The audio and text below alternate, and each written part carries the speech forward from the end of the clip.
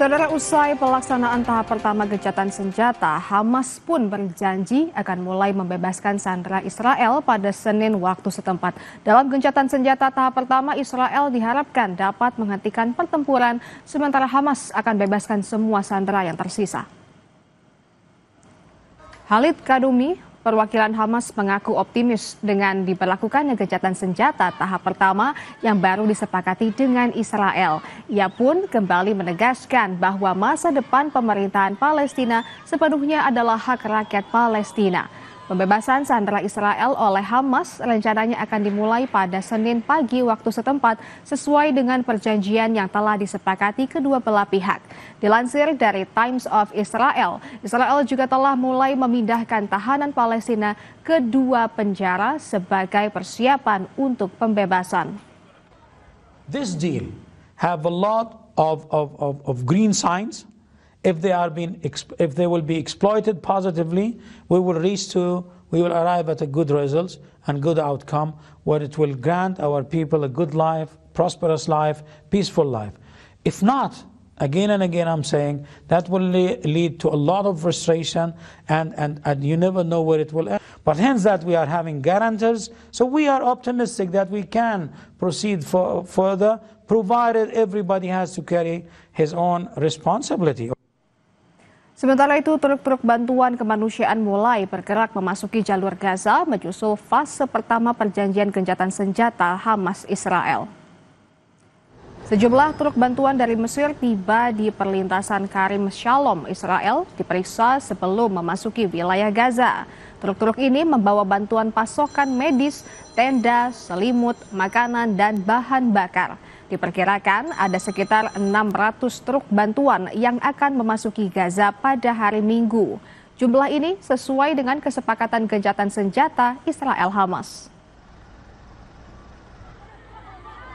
Namun kekacauan terjadi saat truk-truk bantuan memasuki wilayah Khan Yunis di jalur Gaza. Puluhan pemuda dan anak-anak menyerbu dan memanjat ke atas truk berebut bantuan logistik. Aksi berbahaya ini terjadi usai perjanjian gencatan senjata Israel-Hamas disepakati yang diantaranya mencakup kepastian aliran bantuan kemanusiaan tanpa hambatan ke jalur Gaza.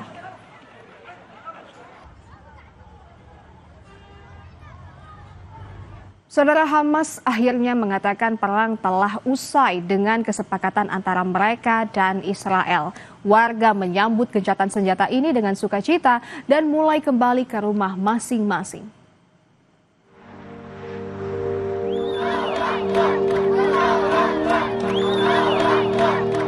Gema takbir bergemuruh di jalanan di Deir al-Balah, Gaza. Anak-anak hingga orang dewasa bersorak penuh sukacita.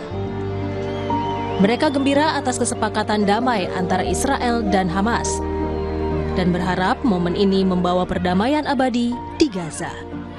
خبر وقف اطلاق النار يعني خلاص الحرب هتوقف شلال الدم هيوقف فرحه عارمه شعور لا يوصف قد ما بدي اوصف لك مش هعبر لك عن شعور الجو. Warga mulai berbondong-bondong kembali pulang meski harus menelan kenyataan pahit. Rumah mereka porak-poranda.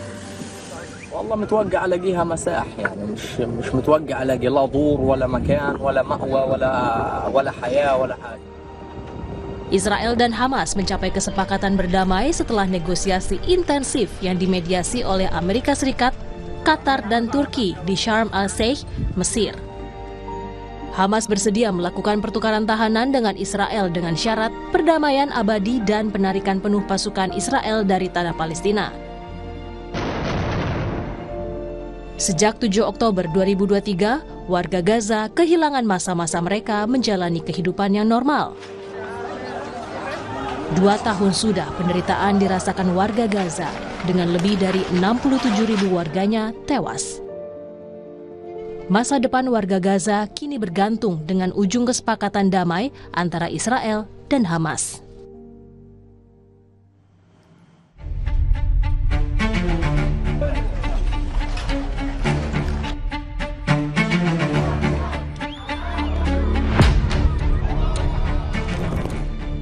Dua tahun perang berkecamuk di Gaza, Palestina.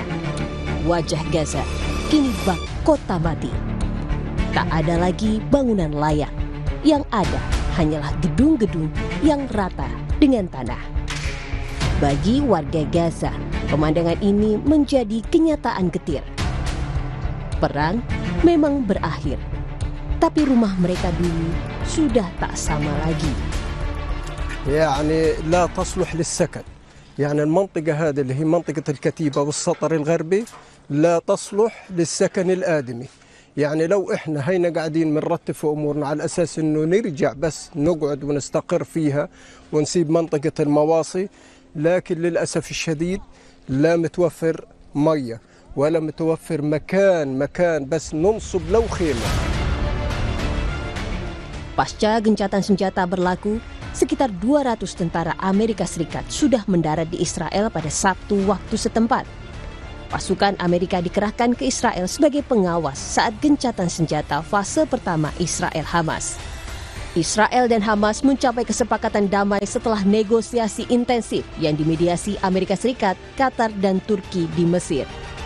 Hamas bersedia melakukan pertukaran tahanan dengan Israel dengan syarat perdamaian abadi dan penarikan penuh pasukan Israel dari tanah Palestina. Kesepakatan ini disambut gembira. Dari anak-anak hingga orang dewasa, mereka bersorak, bersuka cita, meluapkan kegembiraan atas kesepakatan damai antara Israel dan Hamas. شعور لا يوصف قد ما بدي اوصف لك مش هعبر لك عن الشعور الجواني. يوم بكره واحنا بنحمد الله وبنشكره، الحمد لله نمشي على بيوتنا وعلى دورنا والحمد لله رب العالمين. Presiden Amerika Serikat Donald Trump meyakini gencatan senjata antara Israel dan Hamas akan berhasil dan bertahan lama. Trump memastikan kota Gaza akan dibangun kembali. I think it'll hold, yeah. I think it'll hold. They're all tired of the fighting.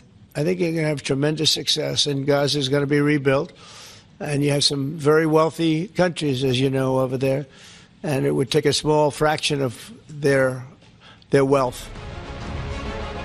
Ada 4 poin penting dalam kesepakatan damai tahap 1 antara Israel dan Hamas. Pertama, Hamas dan Israel sepakat akan membebaskan para sandera, termasuk tahanan yang dijatuhi hukuman penjara sejak Perang Gaza pertama kali pecah pada 7 Oktober 2023. Kedua, penarikan pasukan Israel dari zona perang di Gaza. Ketiga, Hamas meminta dalam 5 hari setelah kesepakatan dijalin, setiap harinya ada 400 truk bantuan diizinkan masuk.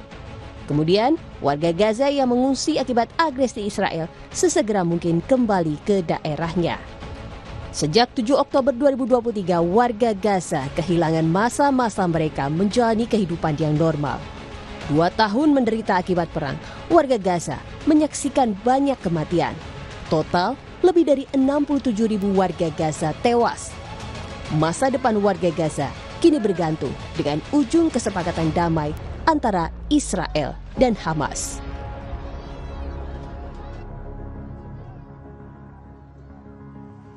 Jangan kemana-mana saudara, Kompas yang masih akan kembali dengan informasi gugatan pra peradilan yang diajukan mantan Mendikbudristek Nadiem Makarim memasuki babak akhir. Sidang dengan agenda putusan digelar hari ini.